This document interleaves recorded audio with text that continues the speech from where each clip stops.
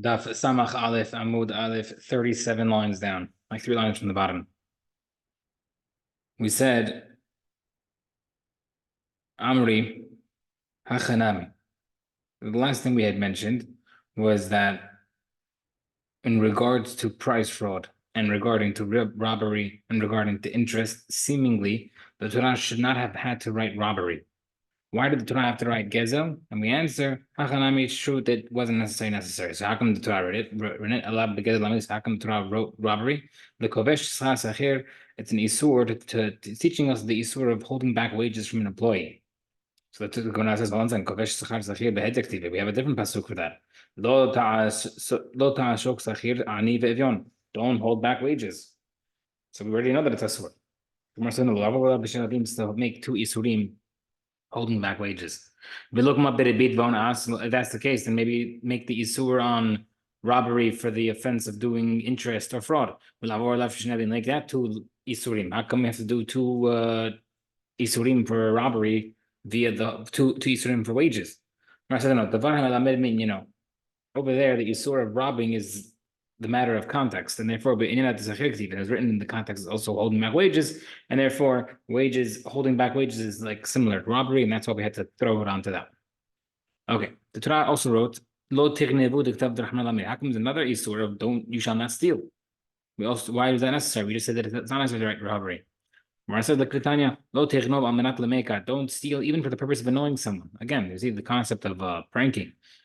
Don't steal even for the purpose of paying kefil, double payment, right? So someone's sadiq, he wants to steal from somebody else, get caught stealing so that he could pay the guy double payment and the guy will accept it.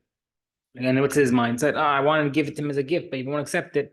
So I have this tremendous idea. Torah says, don't do that. Why is there an isur for the Torah to write that you can't have false weights? That's also, we could learn from interest and fraud. It's isur to teach you that you can't bury your weights in salt to adjust the weight to make it heavier. That's the case, that's regular robbery. Why do you need a separate isur?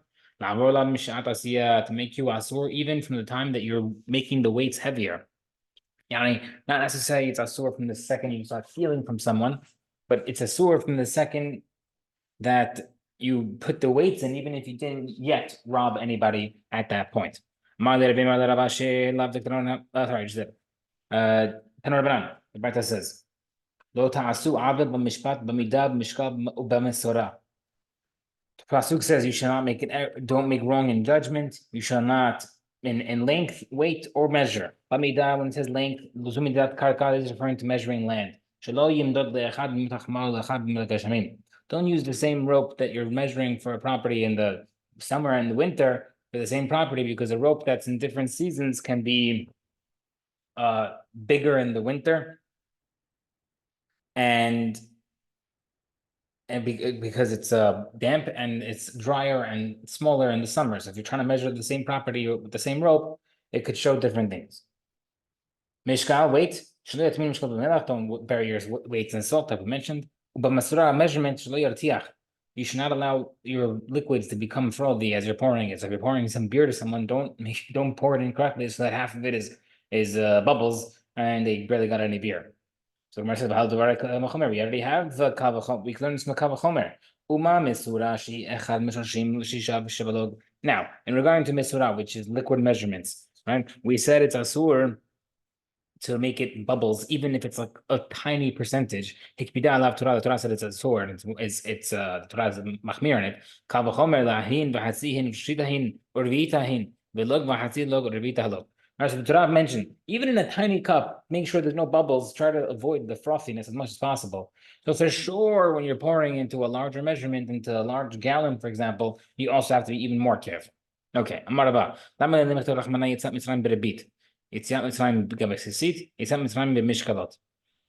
In the Pesukim of Ribit, Tzitzit, and weights, it mentions Yetziat Mitzrayim each time. Why is that? What does it do with each other? Right? Tzitzit is in Vayomer. I'd have to mention Tzitzit. And regarding weight, scales, it says etc. Each one mentions taking out Mitzrayim each time. Right? We're talking about Pesach. We're in Pesach right now. Pretty interesting timing. Amar HaKadosh Baruch Hu, Ani hu shehanti Mitzrayim. I'm the one who decided Mitzrayim. Ben tipasha bechor tipasha ena bechor. I was able to tell between a drop of zera, of semen, who was a bechor, who was not a bechor in the Mitzrayim. Right? Some people didn't even know that there was bechors in their house from other illegitimate relationships from the wife. So Hashem said, I was able to tell between a drop of zera that was firstborn and not firstborn. Ani hu she'ati b'paran. Therefore, I'm going to eventually discern and take punishment. Whoever says that his money that he has lending out to a Jew, it belongs to a goy, and therefore he's lending out to the beat, but really it belongs to the Jew and it's asur. And whoever buries his weight in salt, and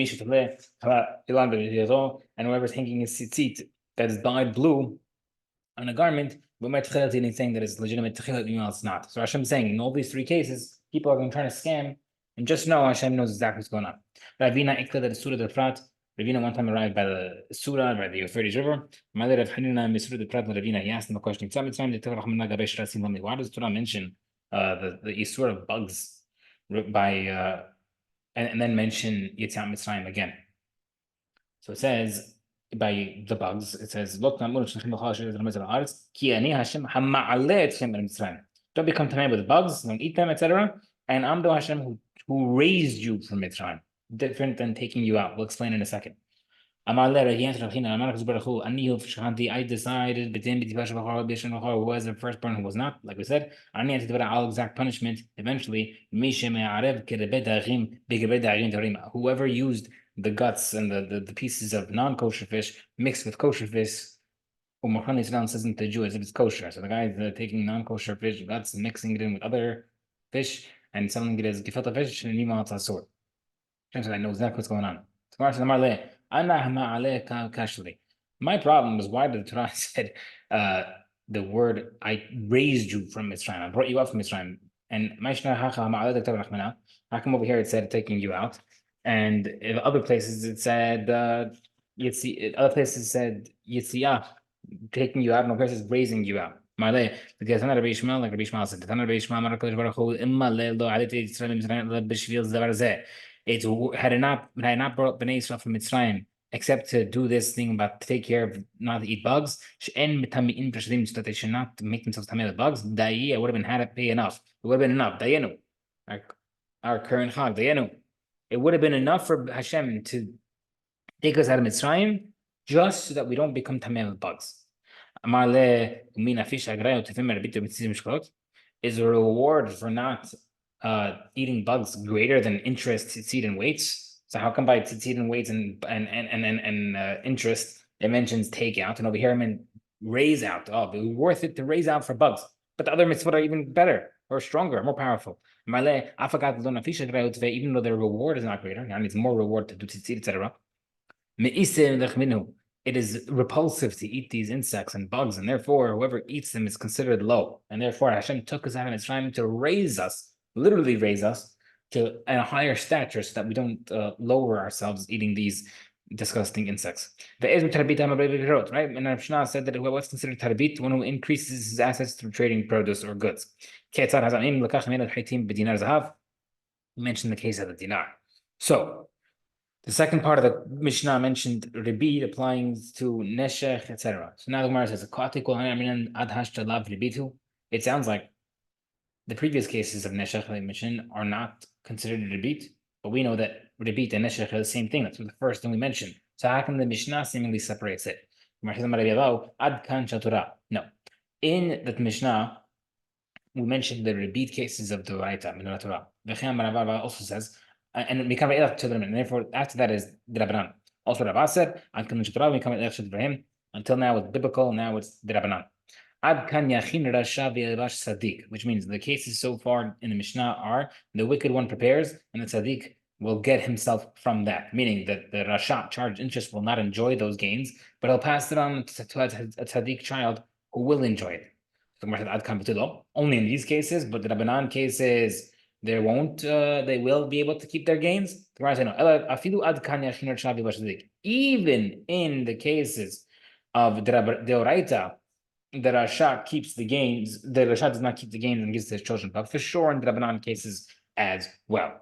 Another thing, Adkan the beat kituzat, the cases so far mentioned in Mishnah is Kutuma prearranged interest. Mikan ve'elach avak rebit. Avak is like dust. So until now, it's prearranged interest. I'll give you $100, you give me back 120. Now on, it's like secondary interest. The dust of literally means the dust of, which means like there's it's not direct interest, but it's secondary interest. Prearranged interest, miduraita, can be recovered by Betin, refunded. Avak ribit, which is the Rabanan, does not get refunded through Betin. Even prearranged is not recoverable. So let's see. Says you can't recover it. He who gave interest took the increase. Shall he live? No. He shall not live. He shall die because of charging interest. Sounds like he's going to get killed by Hashem, but he's not going to be able to do teshuvah and return it. Pasuk says, you shall not take interest on your brother, fellow Jew, but fear Hashem. You take interest, you should fear punishment from Hashem, but you're not expected to refund. Rabbi Yochanan learned it from the Pasuk itself without other help. Pasuk says clearly, you shall die from charging interest, your blood shall be on your head. The concept of interest is seemingly equated to killing somebody, which is what just like you kill someone, there's no fixing that. No, you can't keep bringing the guy back alive. Lending an interest, you cannot fix that as well. My time holds that you can recover it in court. The Pasuk says, your brother shall live with you, so don't charge interest. Return the money to him so that he can live with you without the interest. He needs it for the following. Two people walking in the road of this is a famous concept. One of them had a pitcher of water. They're in the desert. One of them has water. They split the water, they'll both die. One of them drinks the water, they'll be able to reach the nearby settlement safely. The Rash Ben Torah says, the